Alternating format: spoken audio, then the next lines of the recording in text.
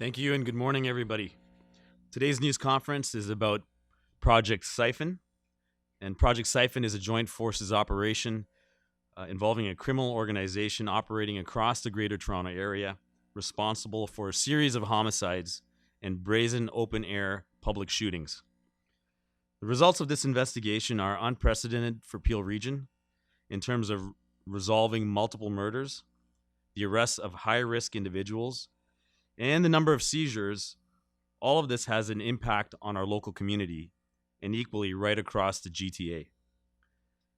Normally, we have chosen not to provide notoriety or a platform for street gangs by crediting them by name. However, now, as a result of this investigation, we have supported the status of this gang as a criminal organization known as New Money So Sick Gang. As you will see and hear today, this organization has been linked to some of the most thoughtless violence our community has suffered for the last several years. It's criminal activity which results in injury to communities and the loss of innocent life. And make no mistake, these individuals do not see the time of day, location, you, your family, or anyone else as a barrier for violence in the community. This project has included multiple homicides where bullets flew with shocking disregard for anyone, including innocent children who have been caught in the crossfire. Drug trafficking, human trafficking, money laundering were also primary motivation for this organization. As I've said before, we will not accept this as a police agency or as a community. Turning the tide on violent crime, including guns and gangs, is a priority for the 3,000 plus members of Peel Regional Police. Through work like this, we will push towards the extinction of gang violence by insisting that those who are responsible are targeted and brought to justice and held accountable. Complementing those strong enforcement efforts, we recognize also must be investments in social development and prevention programs for our most at-risk youth and communities.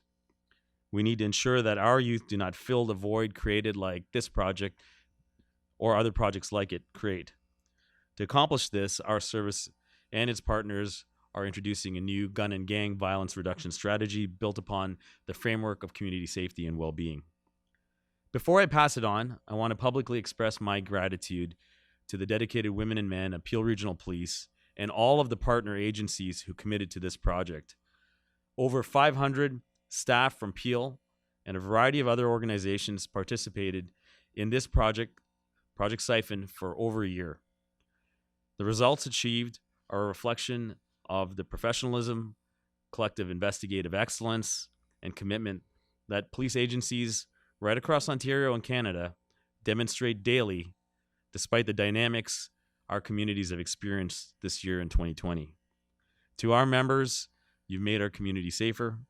I'd like to now introduce Deputy Chief Nick Milinovich of our Investigative Services Command, who will share more details about this project, along with the additional information on our gang strategy.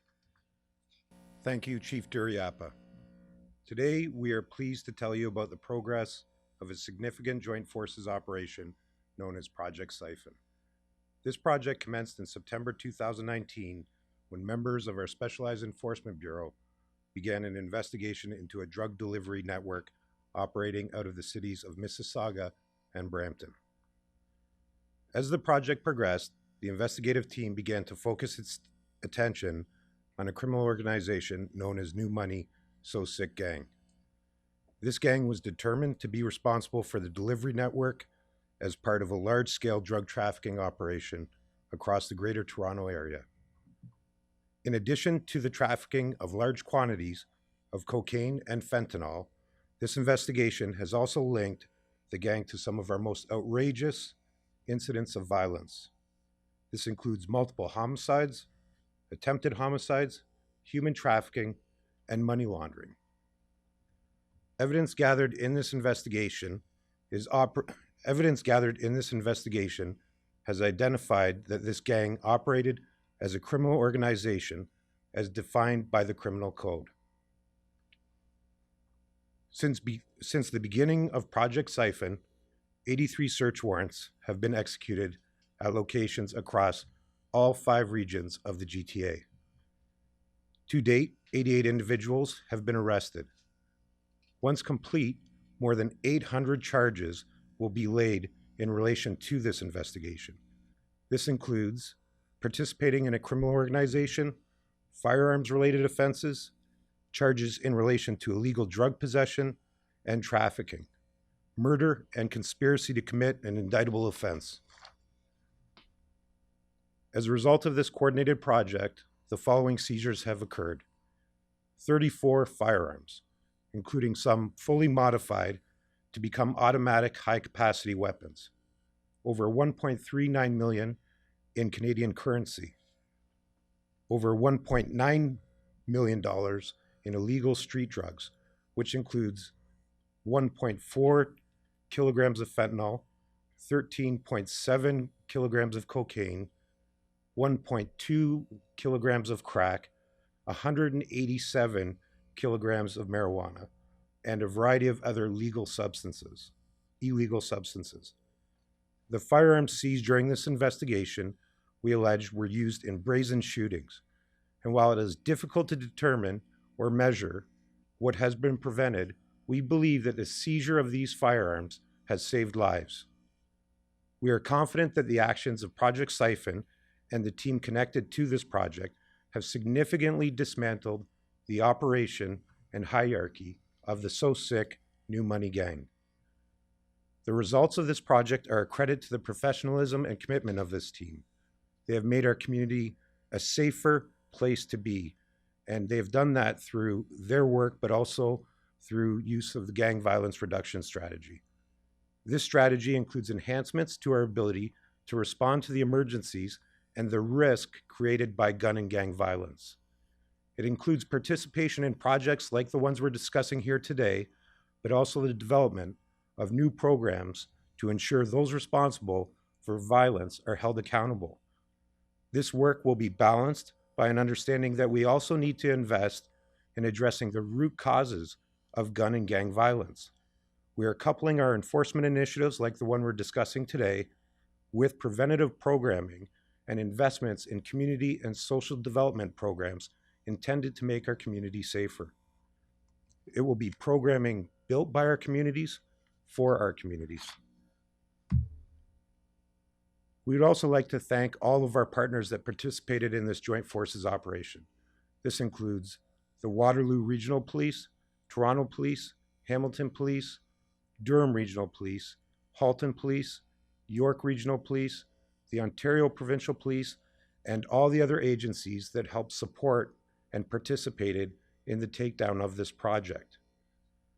At this moment, I would like to take a moment and share a video from some of our policing partners who participated and supported in this project. Project Siphon is once again a great example of the teamwork and collaboration it takes to disrupt, dismantle, and deter criminal gangs from continuing their threat to the well-being and safety of our community.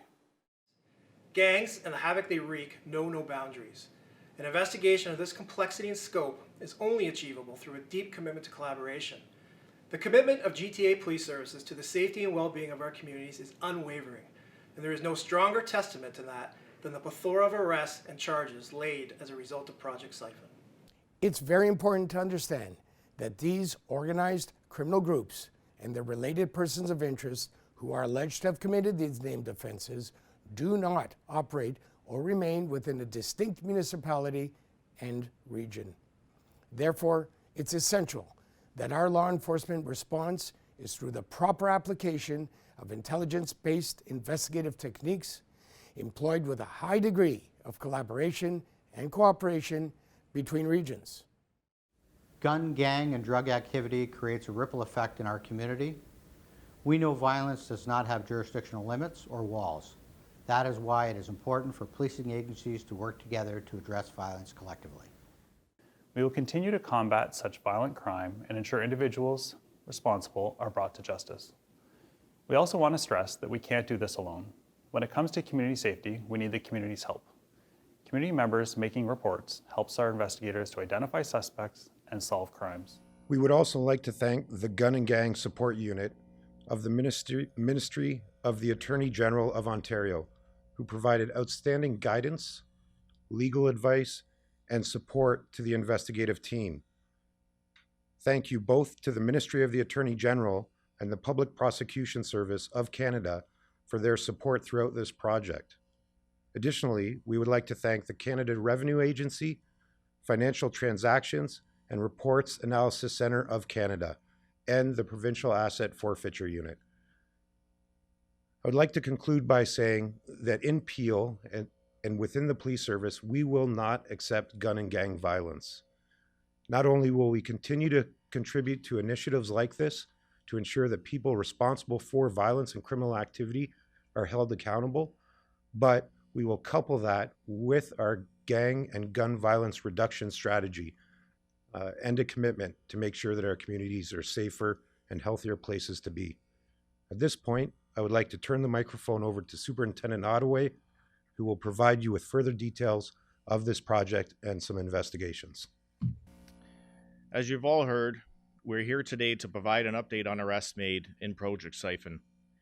In addition to numerous offenses and charges laid as a result of this gun and gang project, I wanted to speak to several homicides and shootings attributed to gun and gang violence involving New Money So-Sick Gang. Through 2019 and 2020, several violent incidents occurred across our region.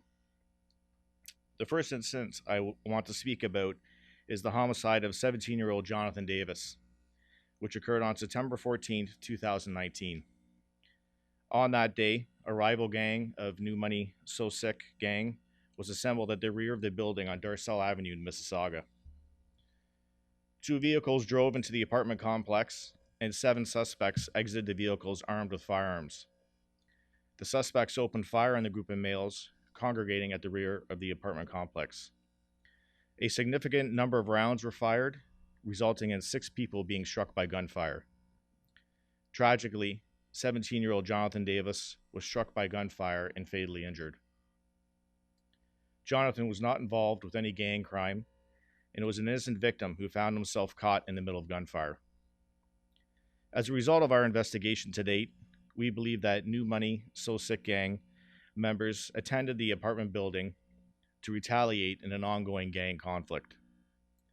We're now going to play a video that captures the senseless violence from that day.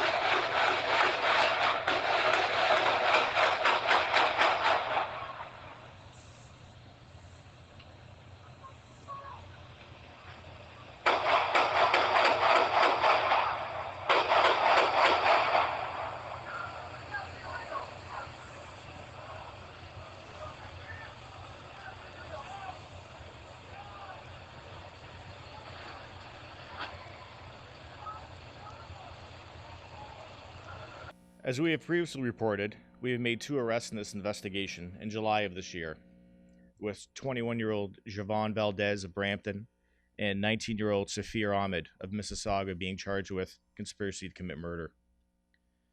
On Tuesday, October 22nd, 2019, 28-year-old Giovanni Delahaye was traveling in a 2018 Chevrolet Cruze with 3 other parties. They were traveling northbound on Highway 410 and exited off the highway to Derry Road, where they stopped for a red light. At that time, a Nissan Sentra pulled alongside the Chevrolet Cruze on the passenger side, and two shooters opened fire on the vehicle.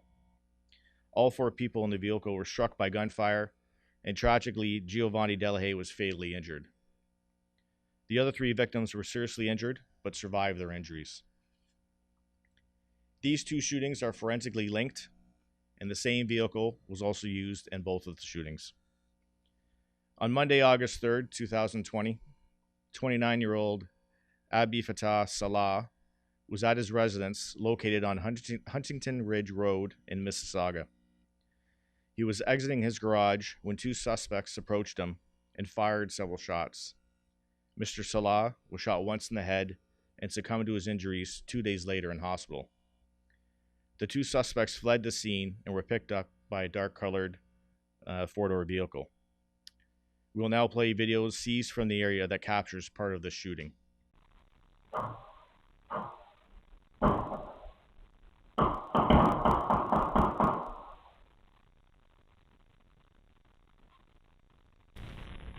Investigation has revealed that the victim was a frequent customer of Sixpensary, which is an illegal mobile cannabis operation operating in the region of Peel by New Money Sosic gang members. It is the investigators' belief that the victim's association with Sixpensary was a factor in his murder. On Thursday, November 12th, 2020, as a result of a collective investigative effort between Homicide and members of Project Siphon, Mahmoud al-Ramahi, one of the leaders of the New Money Sosic gang, was charged with the following offenses regarding this homicide: first-degree murder, conspiracy to commit an indictable offense, instructing the commission of an offense for a criminal organization, and commission of an offense for a criminal organization. On October 29th, 2020, there was an attempt on al-Rahami's life.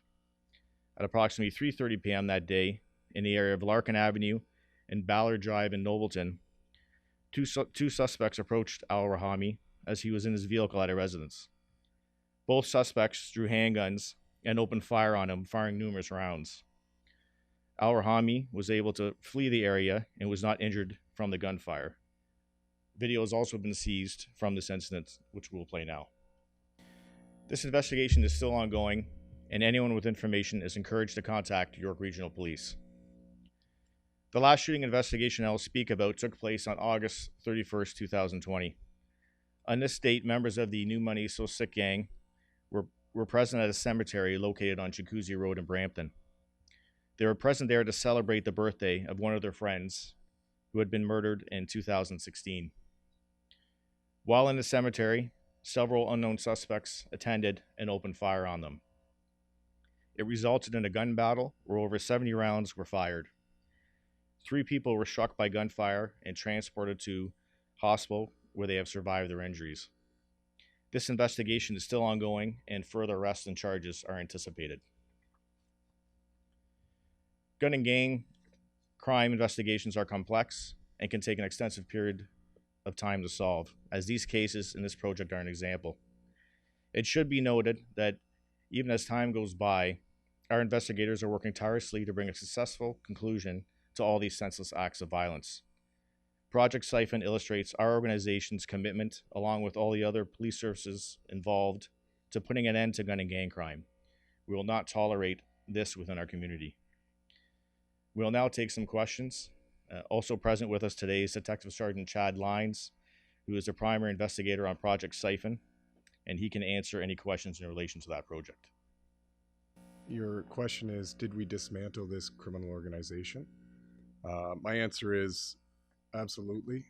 Our mission in the beginning of this project was to dismantle and disrupt this violent criminal organization, which at the end of this, we've definitely done so.